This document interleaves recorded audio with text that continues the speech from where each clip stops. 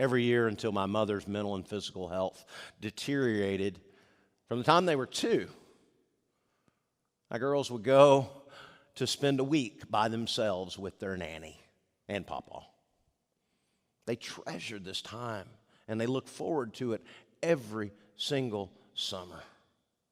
As grandparents, we are afforded a unique relationship that offers opportunities for influence. So how will you use that influence?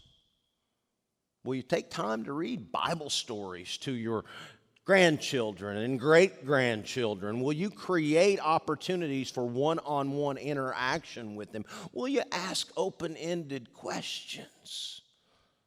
And then listen to your grandchildren.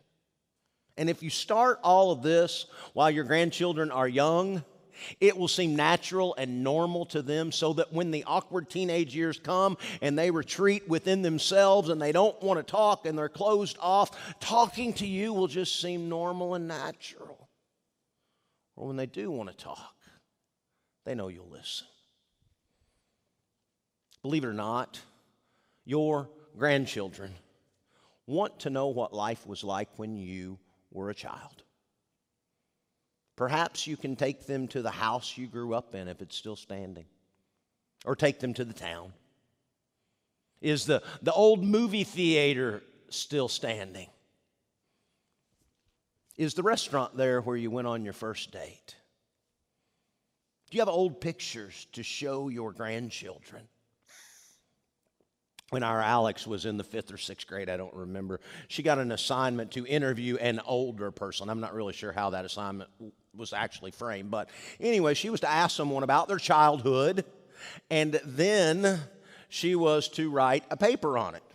And she chose my mother, her nanny.